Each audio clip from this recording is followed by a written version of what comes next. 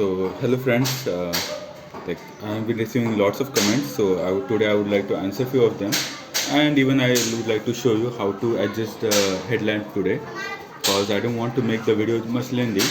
So that's why I'm going to include this point, how to adjust headlamp and answer few of your question. तो आज के video में मैं जो भी है मैं जितने भी हो सके उतने ज़्यादा सवाल का जवाब देना चाहूँगा, और हेडलाइट एडजस्ट कैसे करते हैं वो एक बताऊंगा, ताकि वीडियो ज़्यादा लेंदी ना हो।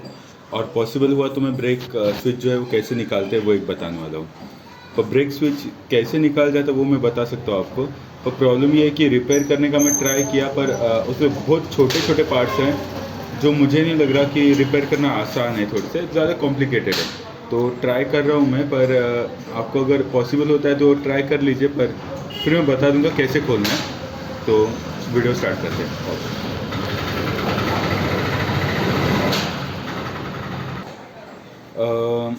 प्रतीक गाजी यांनी विचारलेलं आहे, इन्होंने पूछा आहे, सॉरी। धन्यवाद सर, मला तुमचे सर्व व्हिडिओ आवडले। मला सुद्धा रिवॉल्ट बाईक घ्यायची आहे, पण माझा प्रश्न आहे, कृपया मला अनुभवानुसार उत्तर द्या। जर बाईकवर दोघे बसले असतील, टोटल 160 किलो, तर दुसऱ्या मोडमध्ये गाडी किती किलोमीटर जाऊ शकते? हा पहिला प्रश्न आहे। दुसरा प्रश्न जो आहे, गाडी 7-8 वर्ष किंवा लॉंग लाईफ आहे का? तिसरा प्रश्न जो आहे, रिवॉल्टसाठी महाराष्ट्र गवर्नमेंट बेनिफिट किती आहे? सबसिडी कट करून बाइकची कीमत किती पड़ते टैक्स धरून? तो इन्होंने जो सवाल पूछा है मराठी में, तो मैं इसे हिंदी में ट्रांसलेट करता हूँ, इंग्लिश में नहीं करूँगा। तो सो बेसिकली प्रतीक गाजी जी का सवाल ये है कि उनको रिवॉल्ट बाइक लेनी है। बहुत सारे यूज़र है जिनका रिवॉल्ट बाइक लेने का इरादा है, उनके सवाल ये है। तो प्रतीक जी का सवाल ये है कि अगर दो लोग अगर बैठे, मतलब 160 किलो के आसपास, 80 किलो का एक आदमी रहा और दो लोग अगर बैठे, तो ये गाड़ी सेकेंड मोड पे कितना चलेगी? तो उनको मैं जवाब देना चाहता हूँ।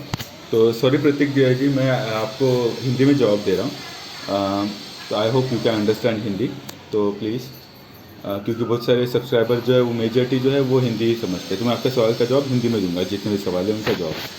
तो ये है कि अगर 160 किलो हो या कुछ भी हो, मतलब मैंने ट्राई किया हुआ है, मैंने बहुत वज़न लेके गया हूँ, और गाड़ी पे मैंने अगर 160 या डबल सीट अगर आप चलाते हैं या आप सिंगल सीट भी चलाते हैं, मेन जो आपको रेंज अगर अच्छी चाहिए तो आपके लिए एक ही है कि आपको कैसे भी करके इसको जितना हो सके उतना स्मूथ एक्सीलरेट देना है। मतलब जैसे नॉर्मल बाइक में हम भगाते गाड़ी को, स्पीड आप अटेंड कर लीजिए, कोई प्रॉब्लम नहीं है, पर आपको स्पीड अटेंड करने में जितना आप धीरे धीरे स्पीड अटेंड करोगे उतना आपको माइलेज अच्छा मिलेगा।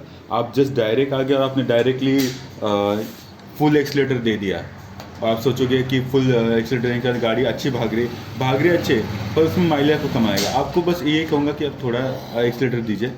ये अराउंड यहाँ से स्टार्ट हो रहा है, तो 50% आप एक्सीलरेटर दीजिए, और उतने में ही आप बोलते हैं स्पीड को कांस्टेंट रखिए।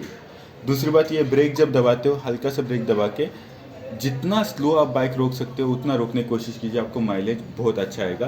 तीसरा पॉइंट आपको जो रखना है वो ये है कि एम्पेयर मीटर, मैं ऑन करता हूँ गाड़ी ताकि आपको दिखा सकूँ मैं।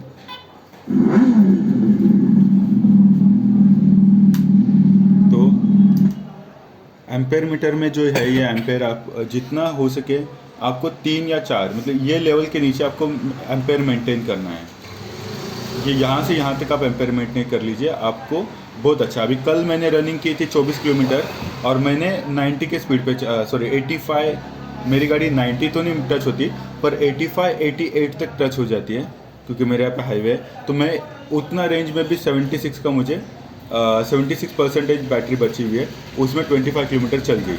थर्ड मोड की बात कर रहा हूँ मैं, ठीक है। तो ये माइलेज आप जब अगर स्पीड आप अच्छे से अगर मेंटेन रखते हो तो आपको स्पीड अच्छा मिलेगा। तो अगर आपका ये बोलने का मतलब है कि दो लोग अगर है, तो नॉर्मली ये बाइक जो है सेकेंड मोड पे आप अगर चलाते हो तो भी पकड़ लीजिए 90 किलोमीटर का रेंज दे देती है, 90 का रेंज देती है। तो आप भले डबल सीट चला रहे हो, तो आप अगर पूरा बैटरी ज़ीरो करने तक चलाएंगे अगर, तो आपको 90 मिल ही जाएगा, ठीक है। डबल सीट हो या सिंगल सीट हो, 90 मिल ही जाएगा सेकेंड मोड पे। पर अगर आप धीरे चला रहे हैं, अगर मैं स्पीड आप बहुत धीरे धीरे अटेंड कर रहे हैं, स्मूथ ब्रेकिंग दे रहे हैं, जैसे मैं बता रहा हूँ उस तरह आप चला रहे हैं, तो मैं कह सकता हूँ 100 का भी माइलेज दे सकती है ये बाइक, ठीक है। तो सेकेंड मोड पे बाकी कुछ को तो और भी ज़्यादा देती है, वो डिपेंड है उन पे, तो आपको धीरे चलानी पड़ती है, तो मैं वो रिकमेंड नहीं करता। पर नॉर्मली आपको 80 प्लस तो मिल ही जाएगा, ठीक है, डबल सीट में, ये गाड़ी का सेकंड मोड पे। ओके।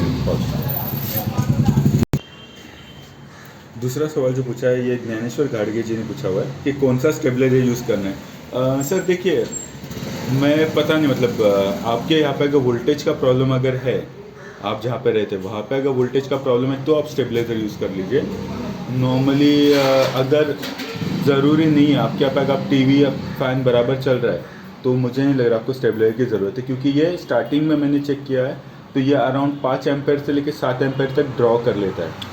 तो आप, मैं अभी नॉर्मली चार्जिंग के लिए ये नॉर्मल प्लग यूज़ करता हूँ। ये देखिए, ये वाला प्लग जो है, मैं ये प्लग नॉर्मल जो छोटा वाला प्लग है ये यूज़ करता हूँ। मेरे बाइक चार्जिंग को कुछ प्रॉब्लम नहीं हुआ, प्रॉपर चार्जिंग हो रही है, टाइमिंग भी उतना ही लग रहा है, तो कुछ प्रॉब्लम नहीं। आपके घर पे अगर ये है 250 वोल्ट, अगर आपके घर पे 220 वोल्ट अगर आपके बोर्ड में आ रहा है, वोल्टेज प्रॉपर है, तो ये यूज़ कीजिए। पर अगर बाई चांस आपको वोल्टेज का इशू है आपके एरिया में, तो मैं यही कहूँगा कि फ्रिज का जो आता है 1 kV वाला, वो अगर आप लोगे तो स्टेबलाइज़र तो बहुत अच्छा है। या फिर अगर आपने नॉर्मली 10 एम्पेयर या 15 एम्पेयर लोड वाला मतलब वही 1 kV वाला लोगे तो, या 750 वाट वाला तो एटलीस्ट ले लीजिए आप, तो आपको बेटर रहेगा। तो आपको चार्जिंग के लिए अगर स्टेबलाइजर यूज़ करना है तो आपको 1 kV वाला बहुत अच्छा रहेगा। जो आप रेफ्रिजरेटर के लिए यूज़ करते हैं वो वाला स्टेबलाइजर यूज़ करोगे, वो वेल एंड गुड है। या फिर कम वाट से 750 वाट वाला भी मेरे ख्याल से चल जाएगा, पर स्टेबलाइजर की ज़रूरत नहीं है अगर आपके यहाँ पे टीवी वगैरह सब चल रहे तो, क्योंकि अच्छे से चलता है ये नॉर्मली, ठीक है। तो ये मेरे ख्याल से, आई होप मैंने कुछ कुछ जो सवाल थे उनका जवाब दे दिया। अभी रही बात जो है वो नॉर्मली ब्रेक स्विच की, तो ब्रेक स्विच का फिर से रिपीट करता हूँ कि प्रॉब्लम ये है ब्रेक स्विच में, आपको रिपेयर करने लगे कुछ भी नहीं है उसमें। है, मतलब ऐसा नहीं कि नहीं रिपेयरेबल है, पर वो सक्सेसफुल नहीं हो रहा क्योंकि बहुत छोटे पार्ट्स है उसमें, तो आपको फ्री माइंड से एकदम ध्यान दे के करना पड़ेगा। तो मेरे ख्याल से वो स्विच रिपेयर करने के लिए अपने में ना पड़े तो बेटर है, बट स्टिल चाहिए, तो मैं रिमूव कैसे किया जाता है वो बता दूंगा आपको, ठीक है। तो वो एक अगली वीडियो मेरे आएगी, उसमें मैं जवाब दे दूंगा जो भी बाकी जो सवाल है उनका। और शायद से ठीक है। हाँ, तो अजून और उनका ये सवाल था कि गाड़ी लॉन्ग लास्टिंग है या ड्यूरेबल है या नहीं। तो देखिए, सच कहूँ तो गाड़ी ठीक ठाक लगी मुझे, ठीक ठाक है। मैं नहीं कहूँगा कि ये उतनी मजबूत है या क्वालिटी बहुत अच्छी दी है उन्होंने। ये मेरी कंप्लेंट है खुद कि गाड़ी में क्वालिटी इंप्रूव की जा सकती थी, पर उन्होंने उतनी क्वालिटी अच्छी दी नहीं है। जैसे कि मैं बोल रहा हूँ, ये प्लास्टिक, ये देखिए अभी से बज रहा है, तो क्वालिटी प्लास्टिक की दिखने में अच्छी है, पर रबर्स वगैरह ठीक नहीं है, बेयरिंग्स वगैरह झट से ख़राब हो रही है, बेल्ट टूट रहे हैं। ब्रेक स्विच, मेरे ओकिनावा प्रेस भी है, पर मेरे ओकिनावा प्रेस का अभी तक जो है स्विच ख़राब नहीं हुआ, पर इसका स्विच अभी तक मतलब हर बार ख़राब हो जाता है। तो गाड़ी ड्यूरेबल उतनी कह ही नहीं सकते, वो डिपेंड भी है, आपके ऊपर भी है। पर मेन जो प्रॉब्लम ये है कि सर्विस सेंटर का बहुत प्रॉब्लम है, स्पेयर पार्ट का बहुत इश्यूज है, तो उस वजह से मैं गाड़ी मैं ठीक कहूँगा, ठीक ठाक है, पर ऐसा नहीं कहूँगा कि एकदम ड्यूरेबल है। पर अच्छी है गाड़ी अच्छी है, मज़ा आता है। अब रीज़न ये भी बहुत है, मतलब ये मैं पर्सनल एक्सपीरियंस है, मुझे बहुत सारे लोग बोलते हैं पहले ओकिनावा प्रेस लिया इलेक्ट्रिक, फिर उसके बाद में रिवोल्ट ले लिया।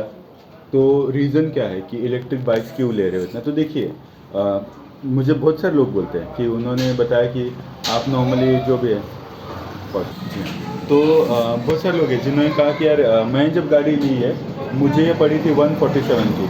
अभी at present I think Maharashtra government की सब्सिडी वगैरह मिलने के बाद ये गाड़ी कुछ 137 में पड़ रही है, सब्सिडी लेस होने के बाद, ठीक है। तो मेरे ख्याल से 137 है, अभी देखना पड़ेगा रिसेंटली क्या प्राइस है, पर नेट में चेक नहीं किया।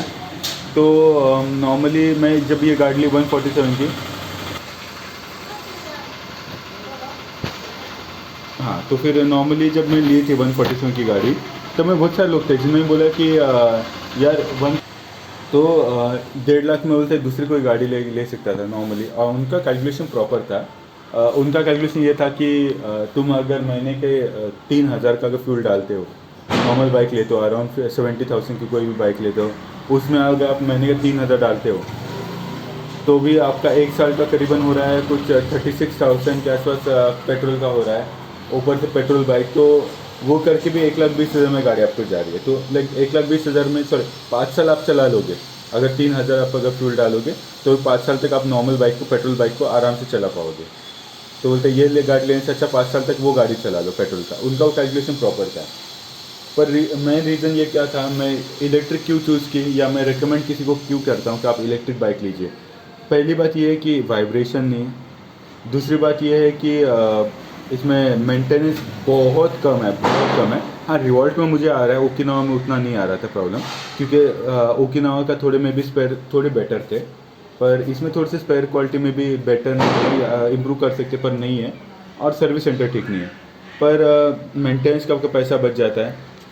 तीसरी बात जो सबसे मुझे जो अजीब जो लगी थी ये कि हम जब बाइक ले पेट्रोल भरने जाते हैं, एक मैं अभी नॉर्मल तो मैं जाता नहीं हूँ, कभी कुछ ये बाइक का प्रॉब्लम आ गया तो ही मैं पल्सर लेके आता हूँ। लास्ट टाइम मैं पल्सर लेके गया था, वहाँ पे मैंने 100 रुपये का पेट्रोल डाला, मैं डाला वहाँ पे डाल के, फिर मैंने उनको कहा एक मिनट चेक करना है। मैंने पूरी टाँकी खाली करके, टैंकी खाली करके मैंने चेक जब किया तो मुझे पता चला कि मैंने जो 1 लीटर फ्यूल मांगा था उनसे, 1 लीटर में उन्होंने करीबन मुझे सिर्फ 650 या 700 ml पेट्रोल से किया था। ठीक है, तो तब मैं समझ गया कि 100 रुपये का पेट्रोल में डाल रहा हूँ तो हर बार का 25 रुपये इनके जेब में जा रहा है। मैं नहीं कहता कि हर पेट्रोल पंप वाला सेम वैसे ही करता होगा, जी हाँ, तो हर पेट्रोल पंप का ऐसा होता होगा ऐसा नहीं है, पर हम लोग पेट्रोल जब डालते हैं गाड़ी में तो गिनते नहीं है, तो उस वजह से मुझे ऐसा लगता है कि पेट्रोल पंप पे जब डालते तो कम हो जाता है। रनिंग कॉस्ट बहुत कम है इलेक्ट्रिक गाड़ी की। जैसे मैंने कहा कि मैं अगर मेरा रनिंग रोज़ का जो है करीबन 80 किलोमीटर होता था पहले, अब मेरा हार्डली 20 किलोमीटर हो जाता है दिन भर में, 20, हाँ उतना। तो पहले मैं स्टार्टिंग में जब मैं लिया तो रोज़ का मेरा 80 किलोमीटर रोज़ का था। तो जहाँ पे मेरा पल्सर में लेके जाता था, मैं पल्सर में 200 रुपये का फ्यूल लगता था, यहाँ पे मैंने पूरा कैलकुलेशन कर लिया, मुझे जो जलता है 3 यूनिट का लग जाता है। तो एक टाइम चार्ज पे मुझे जो चार्जेस लग रहा है, अगर मेरे यहाँ पे महाराष्ट्र मुंबई में अगर पकड़े तो पर यूनिट का चार्जेस जो है वो करीबन 4 रुपीज़ 70 पैसा कुछ है। तो आप पकड़ लीजिए मुझे 12 रुपये के आसपास कुछ खर्चा आ जाता है। 12 रुपये में गाड़ी चल जाती है, 120 किलोमीटर पकड़ लीजिए आप चलती है, तो बहुत अच्छा है मेरे हिसाब से, क्योंकि वहाँ पे मेरा 250 से ऊपर जा रहा था और यहाँ पे ये, तो वो एक बेनिफिट है। तो आप, इसलिए मैं बोलता हूँ कि इलेक्ट्रिक ले लीजिए, और फ्यूचर इलेक्ट्रिक ही है, तो मेरे ख्याल से आप आज ही यूज़ टू हो जाएंगे तो बेटर है। और क्लच का झंझट नहीं है, गियर का झंझट नहीं है। हाँ, आने वाली गाड़ियों में होगा पर इसमें नहीं है, तो मुझे वो बात अच्छी लगी। ठीक है, तो बेसिकली मैंने जितने मुझे थोड़े सवाल मिले मैं उनके जवाब दे रहा हूँ। तो अभी अगली वीडियो जो मैं बनाने वाला हूँ वो अभी हेडलाइट कैसे एडजस्ट किया जाता है वो बताने वाला हूँ। ठीक है, तो स्टे ट्यून्ड।